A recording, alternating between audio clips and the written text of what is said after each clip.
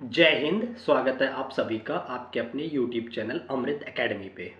हम लोग अपना शीटेट पेपर 2 के लिए मैथ और साइंस की प्रिपरेशन कर रहे हैं। आज उसी सीरीज़ में अपना नेक्स्ट डे है। आज का जो दिन है लेक्चर नंबर 15 है। अभी तक हम लोगों ने 14 लेक्चर यानी कि 14 नंबर तक कर लिए हैं। आज 15th नंबर है। 14वें नंबर वाले लेक्चर में हम लोगों ने उष्मा यानी कि हीट की थ्योरी पढ़ी थी। आज हम लोग उसमें इसके PYQ प्रीवियस ईयर क्वेश्चन को डिस्कस करेंगे, ठीक है।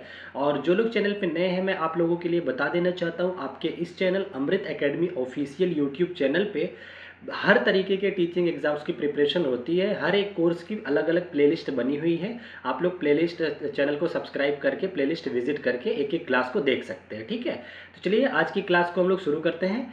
इसके पहले वाली जो थ्योरी क्लास हुई है वो काफ़ी इंपॉर्टेंट रोल अदा करेगी आज की क्लास में, क्योंकि मैंने काफ़ी सारी चीज़ें उसमें आप लोगों को सिखा रखा है थ्योरी से, ठीक है ना। चलिए बिना टाइम वेस्ट किए आज की क्लास को हम लोग शुरू करते हैं। एक एक क्वेश्चन को बारीकी से देखिएगा, ठीक है। देखिए पहला क्वेश्चन आपकी स्क्रीन पे दे रखा है। मैं क्वेश्चन को थोड़ा सा बड़ा कर देता हूँ, थोड़ा सा मुझे लग रहा है कि आप लोगों को शायद छोटा दिख रहा हो। हाँ ठीक है, ये रहा क्वेश्चन। जरा क्वेश्चन को पढ़िए क्या कह रहा है। कह रहा है कि दिए गए कथनों को पढ़िए और सही विकल्प का चयन कीजिए, ठीक है।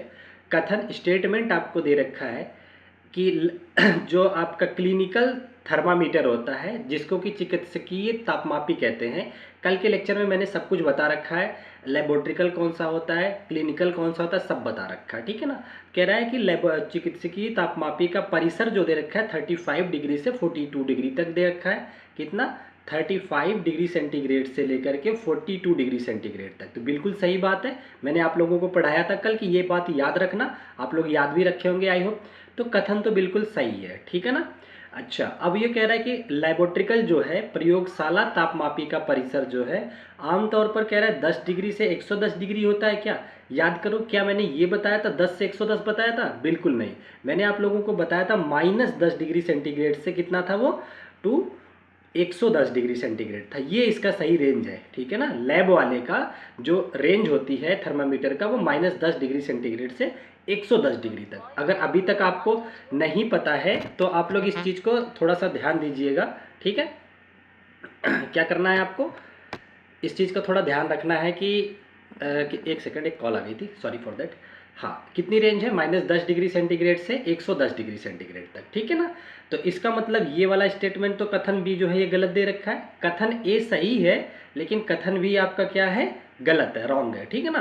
तो ऐसा ऑप्शन जरा देखिए कहाँ पे दे रखा है। पहला ऑप्शन दे रखा है कथन बी सही है लेकिन ये गलत है, ये तो गलत हो गया। कथन ए जो है, एक सेकंड, अभी भी कॉल आपकी आ रही है, ठीक है। एक सेकंड में, एक कॉल है, थोड़ा सा इसको ऑफ कर देता हूँ, ठीक है। हाँ चलो, सॉरी सॉरी फॉर देट। हाँ, तो इसमें मैं क्या बता रहा था, हाँ केवल कथन ए सही हो, जिसमें कथन ए और कथन बी दोनों सही है, ये भी गलत हो गया। कथन ए और कथन बी दोनों गलत, ये भी गलत हो गया। कथन ए सही लेकिन बी गलत है, यही आपका करेक्ट आंसर हो जाएगा, ठीक है। तो ये क्वेश्चन आपको समझ आ गया होगा, ये प्रीवियस ईयर क्वेश्चन है, पूछा गया है। अब हम आ जाते हैं अपने नेक्स्ट क्वेश्चन पे।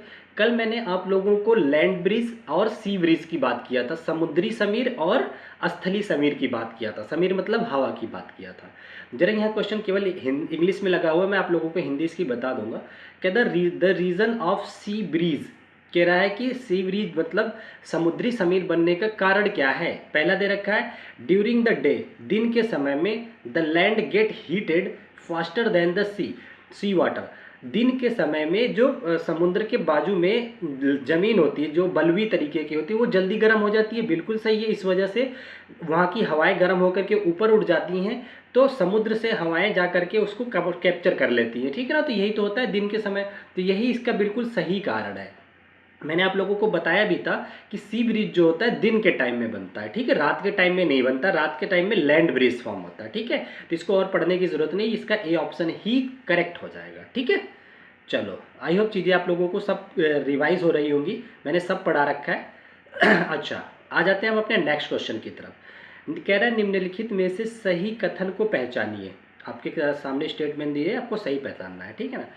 पहला क्या कह रहा है आपसे कि डॉक्टरी थर्मामीटर मतलब क्लिनिकल वाले की बात कर रहा है, का उपयोग उबलते द्रवों का तापमान मापने के लिए किया जाता है? नहीं भैया, ये बॉडी टेम्परेचर मापने के लिए किया जाता है, ठीक है।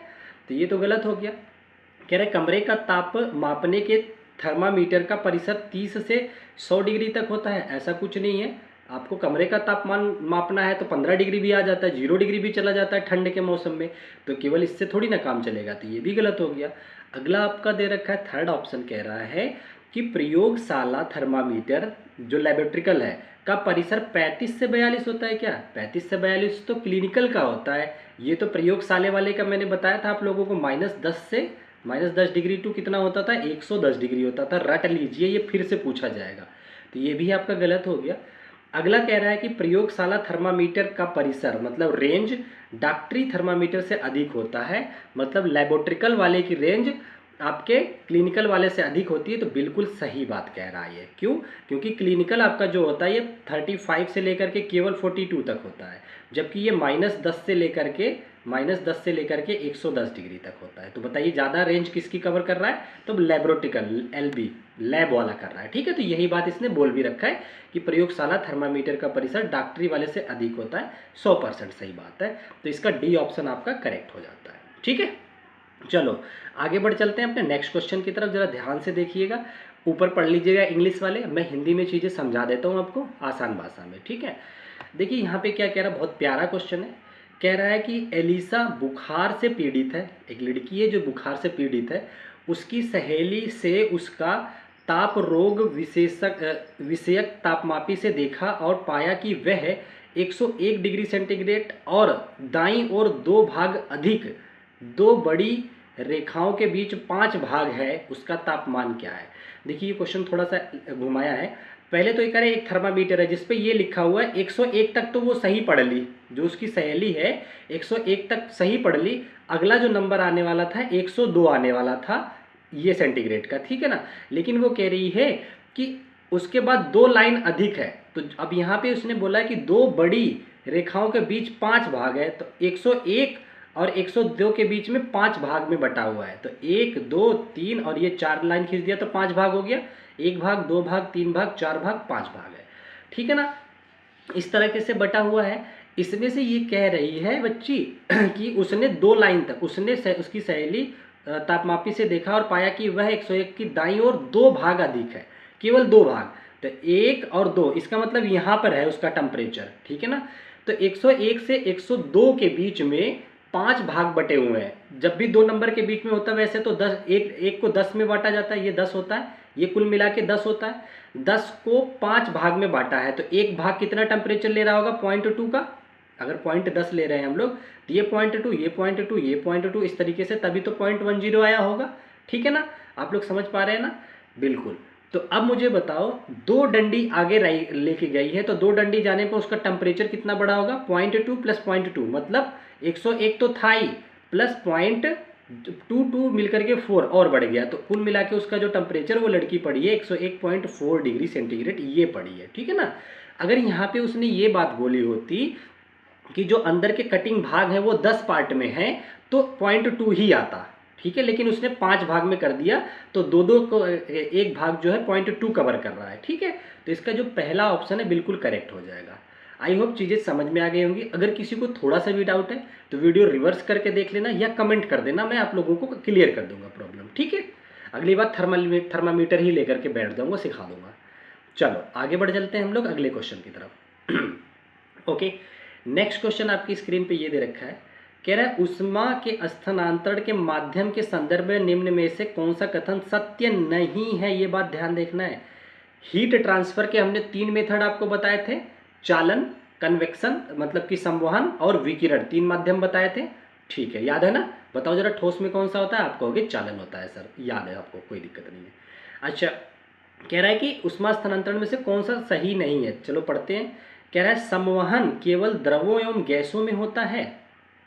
बिल्कुल सही है भाई, मैंने कल फिगर के थ्रू बताया था ये सही है, इसलिए ये आंसर नहीं है, उसने नहीं वाला पूछा है, ठीक है ना। तो संवहन यानी कि कन्वेक्शन जो है केवल लिक्विड मतलब द्रव में और आपका गैस में होता है, बिल्कुल सही है। मैंने पतीले वाला एग्जाम्पल भी सिखाया था। दूसरा क्या कह रहा है, गैसों में विकिरण नहीं हो सकता, radiation can't take place in gas. तो गैसों में रेडिएशन विकिरण हो सकता है, ये भी सही बात दे रखा है, ठीक है ना। हाँ, विकिरण जो है गैसों में भी हो सकता है और वैक्यूम में भी हो सकता है, तो ये भी सही है, तो ये भी आपका आंसर नहीं होगा। अगला क्या कह रहा है, चालन गैसों में हो सकता है? नहीं भैया, कंडक्शन यानी कि चालन ये जो होता है ठोस में होता है। किसमें होता है? ठोस में केवल होता है। ये मैंने आप लोगों को रटवाया भी था, तो इसका मतलब ये गलत दिया है और गलत वाला ही पूछा था, तो यही करेक्ट आंसर आपका हो जाता है, ठीक है ना। अगला क्या कह रहा है, उष्मा का स्थानांतरण एक से अधिक माध्यमों में एक साथ हो सकता है? बिल्कुल हो सकता है, कोई दिक्कत की बात नहीं, ये भी सही है, इसलिए ये भी आंसर नहीं है। तो इसका करेक्ट आंसर आपका सी ऑप्शन हो जाएगा। ये भी आपका 2022 में पूछा हुआ क्वेश्चन है, ठीक है। नेक्स्ट बढ़ चलते हैं अपने अगले क्वेश्चन की तरफ, ठीक है। थोड़ा सा मैं फिगर को और बड़ा करता हूँ, क्वेश्चन को कोशिश करता हूँ ताकि और अच्छे से दिखे आप लोगों को। हाँ, ठीक है। जरा क्वेश्चन को पढ़िए, क्या कह रहा है। कह रहा है नीचे दिए गए कथनों को पढ़िए और सही विकल्प का चयन कीजिए, ठीक है ना, कोई दिक्कत नहीं। अभिकथन पहला है, रात भर किसी कमरे में रखे जाने पर सुचालक का ताप कुचालक की तुलना में अधिक होता है, ठीक है। तो ये चेक करते हैं। अच्छा, कारण क्या दे रखा है, चालकों से ऊष्मा प्रवाह बहुत धीरे से होता है, उन्हें गर्म होने का अनुभव करता करता है। तो पहला एक बार अभिकथन फिर से पढ़ते हैं। कह रहे हैं रात भर किसी कमरे में रखे जाने पर सुचालक का ताप कुचालक की तुलना में अधिक होता है। ऐसा कुछ नहीं है। क्यों अधिक होगा? ताप, रूम के अंदर टेम्परेचर हमें पता ही नहीं है, तो ताप नहीं बदलता। जब भी बदलता है तो ऊष्मा केवल स्थानांतरित होती है, ठीक है ना, टेम्परेचर में परिवर्तन नहीं आता। तो अभिकथन तो गलत हो गया। कह रहे चालकों में ऊष्मा प्रवाह बहुत धीरे से होता है, जो उन्हें गर्म होने का अनुभव करता है। धीरे नहीं, तेज भी होता है। अभी सूर्य थोड़ी देर में आपको बहुत गर्म कर देगा, तो ये भी गलत है। दोनों ही इसका गलत है, अभिकथन और कारण दोनों गलत है। इसका डी ऑप्शन बिल्कुल करेक्ट होगा, ठीक है ना। समझ गए होंगे। जिसको कोई डाउट है वीडियो रोक करके क्वेश्चन खुद से पढ़ करके दिमाग लगाइए, अभी सब क्लियर हो जाएगा, ठीक है।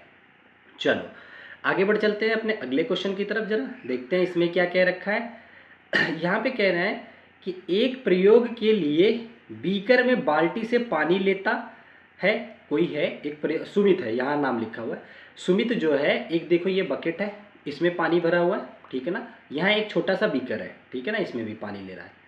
अब उसने क्या किया, सुमित ने प्रयोग के लिए बीकर में बाल्टी से पानी निकाला, इसमें से बीकर में ले लिया, ठीक है। पानी लेता है, वह बीकर के पानी में थर्मामीटर डालता है, इसमें थर्मामीटर डाल के चेक कर रहा है, 35 डिग्री सेल्सियस पाता है। कितना? 35 डिग्री सेंटीग्रेड पाता है, सेल्सियस का तापमान नोट करता है, कोई दिक्कत नहीं है।